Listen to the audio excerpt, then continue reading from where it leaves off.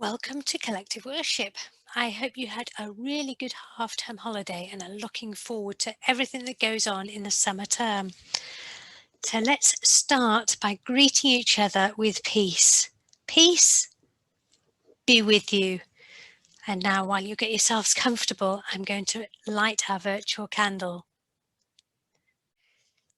So if you're sitting comfortably, the story I've got today is from the Bible, from the first part of the Bible before Jesus was born. And that means that it's a holy story for Christians, but it was originally a holy story for the Jewish people and is still important for them today and is still a holy story for them today. And in fact, the person who the story is about, Daniel, is also an important person for those who believe in the Muslim faith. So it really is a holy story. And it starts about food.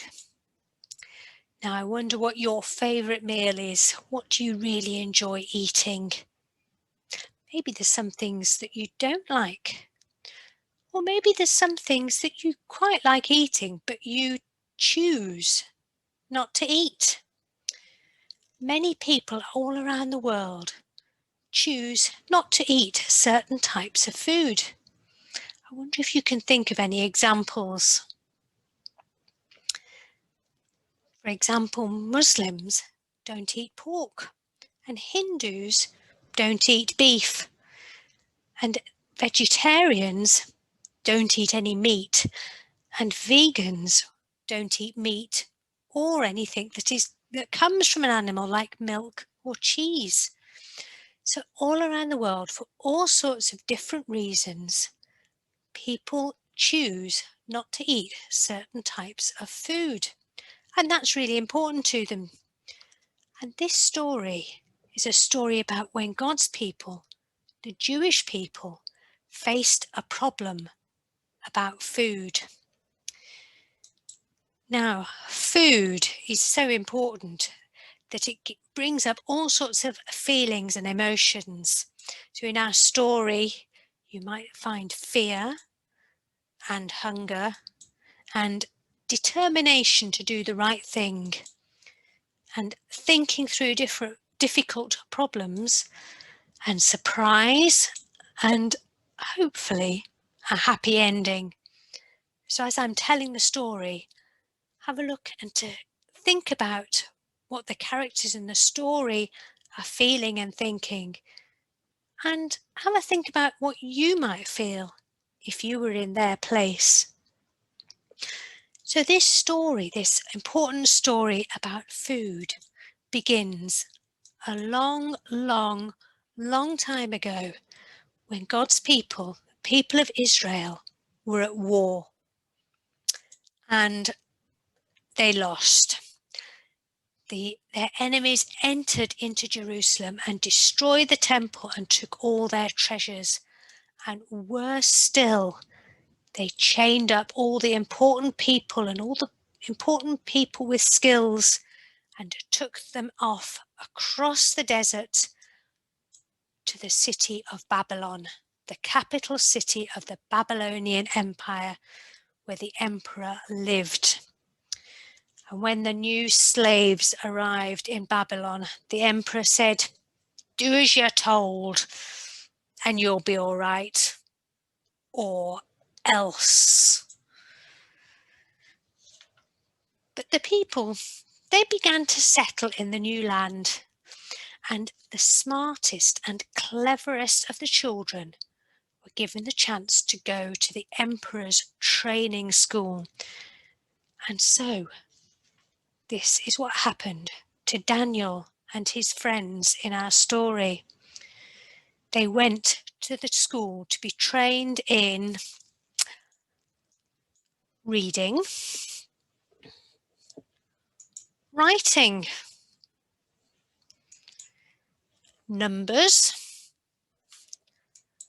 and thinking through difficult problems.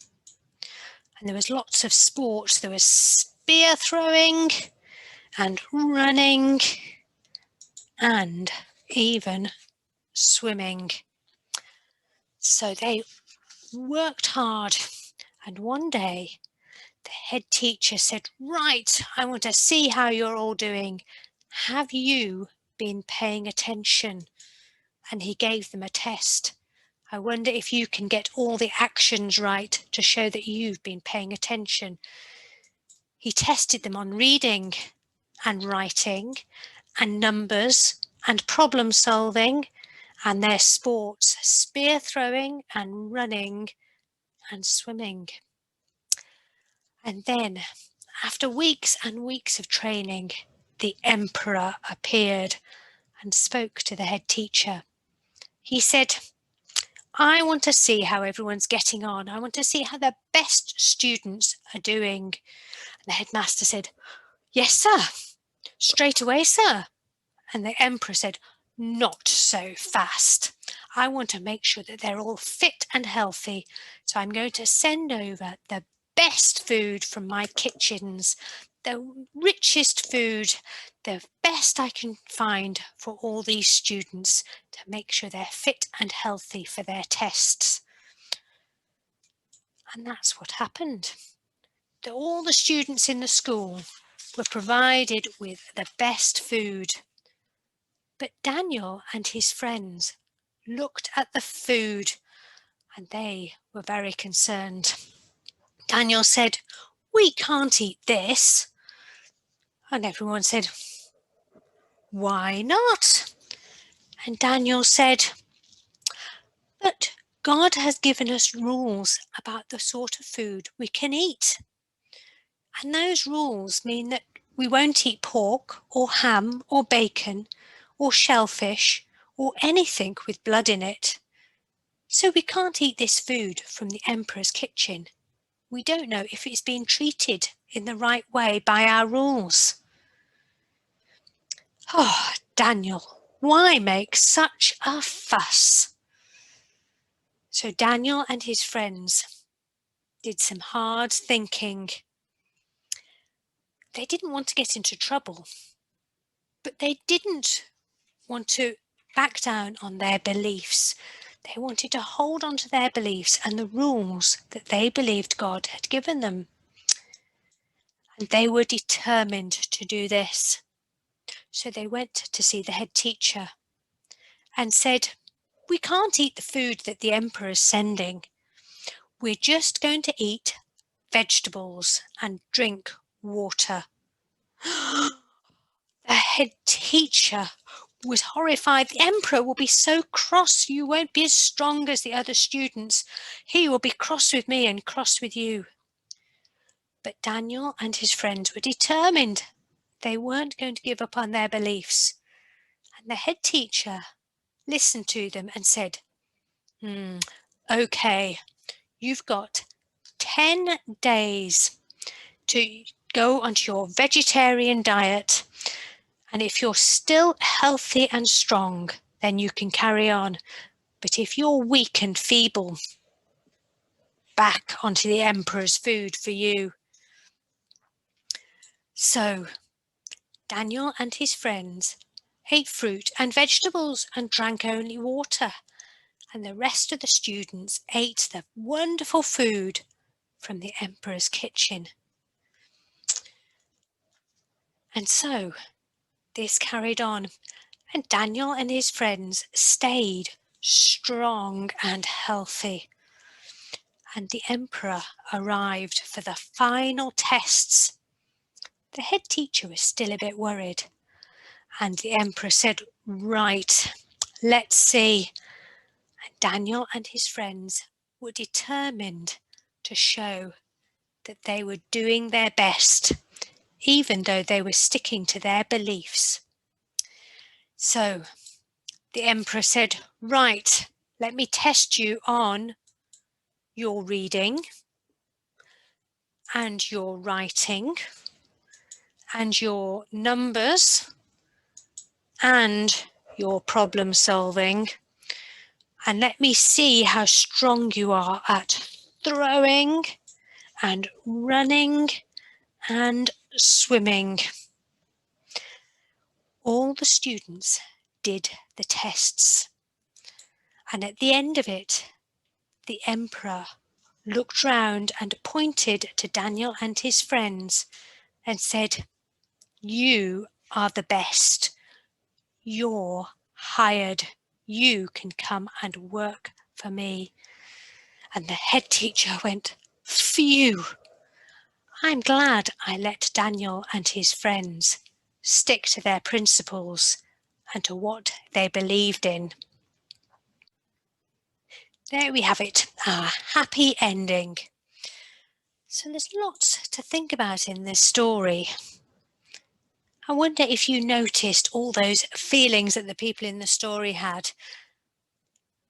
I wonder if you want to take a few moments to discuss with your neighbour what they think they might have felt if they'd been in the character's position. I wonder if you noticed who had different beliefs from other people and who showed respect for those beliefs, even when they were different from their own beliefs. And I wonder if you noticed that no one broke the rules. They managed to work with the rules, to hold on to their beliefs and to respect other people. So I'm going to finish our collective worship with a short prayer. Now, lots of people like praying to God and believe that it's really important. But some people don't believe that and don't like saying prayers. So I'm going to respect your beliefs. As always, if you don't want this to be a prayer, then you can just use the words as some reflection. And if you would like it to be a prayer, you can say Amen at the end, or you can turn off the volume and you read the prayer for yourself.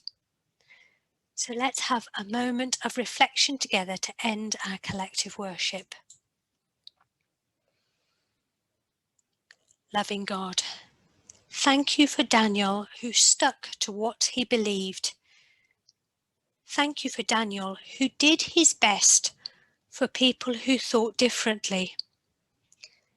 Thank you for the teacher who respected Daniel's beliefs. Help us to hold on to our beliefs and respect the beliefs of others. Amen. Thank you very much for listening. Goodbye.